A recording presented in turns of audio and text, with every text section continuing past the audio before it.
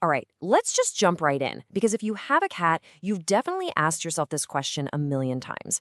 We're going to get into what's actually going on in that mysterious little brain of theirs when they look at you, and I'm telling you, it is absolutely not what you think it is. So what is it? What does your cat really see? You probably think, well, I'm their owner, their person, maybe just the giant can opener. But what if I told you all of that is completely wrong?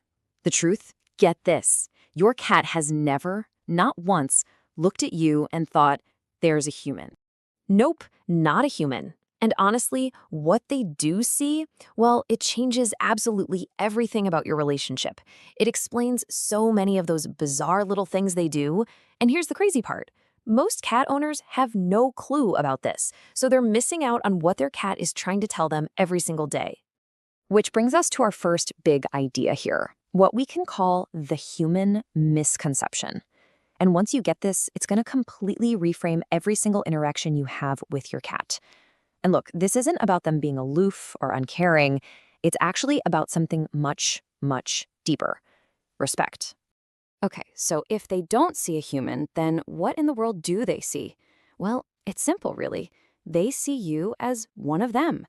It's fascinating. After all this research, we know that cats never developed a special set of social rules just for people. Dogs, totally different story. They did. But cats? Nope. And this is where it gets really interesting. Think about it. A dog looks at you and sees a master. There's a clear hierarchy. But a cat? According to the renowned animal behaviorist John Bradshaw, a cat looks at you and just sees, well, another cat.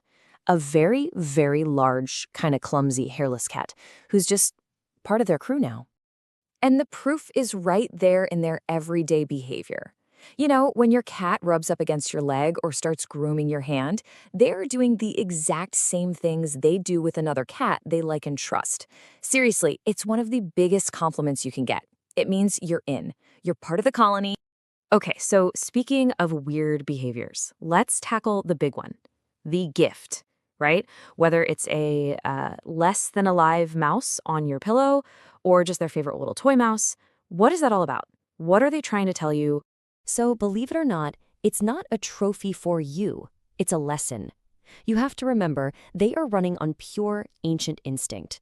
Out in the wild, a mother cat teaches her kittens how to hunt by bringing them prey. And then they look at you, and what do they see? They see you never hunt for yourself. Nope. You just go over to that loud, cold box, yep, the fridge, and poof, food just appears. From their perspective, you're basically a giant useless kitten, and they're genuinely worried about you. They're trying to teach you how to survive. But how can you tell if it's a serious hunting lesson or just playtime? Well, it's all in the body language. If they drop it and then just stare at you, that intense, expectant look, that's Professor Cat giving you a lecture. But if they drop it and get all wiggly and playful, then yeah, they just want to play. Pretty cool, right? All right, so we figured out they see you as a big, clumsy cat. But what about how they perceive you with their senses? This is where things get even weirder. There's a huge disconnect between how you experience the world and how they do. You ever lean in really close to your cat and it feels like they're looking right through you, not at you? Well, that's because they kind of are. Their vision is pretty blurry for anything closer than about 10 inches. So every time you're having one of those intimate face-to-face moments, to them, your face is just one big, soft, fuzzy shape. It's like they see the world in permanent portrait mode. We see sharp edges and tiny details. They see big outlines, shapes, and motion. Oh, and the motion part is their superpower. What they lose in high-definition detail, they gain in being absolute masters of detecting the tiniest little twitch or movement. It's how they can spot a bug from across the room but somehow miss the treat right in front of their nose. And that's why they don't really know your face like a person would. They don't have a crisp photograph of you stored in their brain. Instead, they recognize your whole vibe, your sensory signature. It's the unique way you walk, the specific sound of your voice, and of course, your personal scent. It's all of those things combined that says you. Now get ready for this, because this might be one of the most amazing facts about cats. That classic meow sound you hear all the time, adult cats in the wild, they just don't do that to each other. It's a language that they literally developed just to talk to us. Think about it like this. When they're tiny kittens, They meow at their mom for survival. You know, I'm cold, I'm hungry. But once they grow up, they switch to more complex body language with other cats. Then they meet a human, and they quickly realize we are completely clueless. We don't get the ear twitches, the tail flicks. We're just dense. So what do? They adapt. They go back to the one thing that worked when they were babies, the meow, because they know it gets our attention. And it gets even better. It's not just one generic meow. You know this. Your cat has created a private language just for you.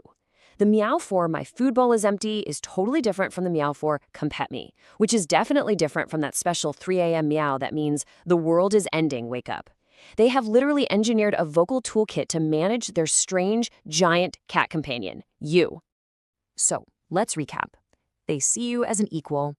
They literally invented a language just to communicate with you. But this last part, this is where we get to the real heart of it. This is the science that proves just how deep that bond truly is. For the longest time, people kind of wrote off the cat-human relationship as, just being about food or shelter. But then, in 2019, a groundbreaking study from Oregon State University came out, and it basically changed everything. And the results were, frankly, stunning. The study found that more than 60% of cats displayed a secure attachment to their owners.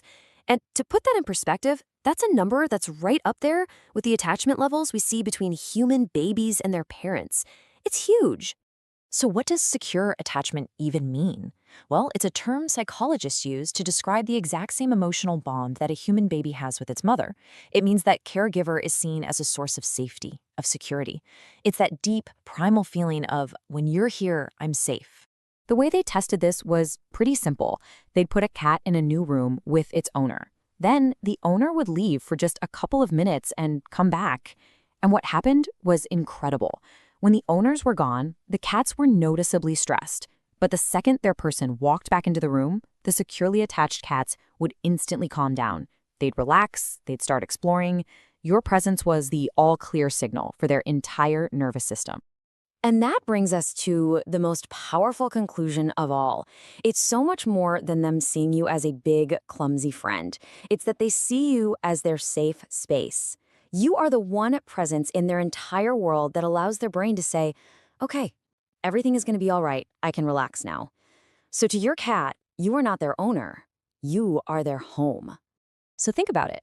The next time your cat whines around your legs or drops that little toy mouse at your feet, or lets out that very specific meow, maybe listen a little differently. Because now you know the truth. You're not just their owner. You're their family, you're their teacher, and you're their safe place. So the real question is, what has your cat been trying to tell you all this time?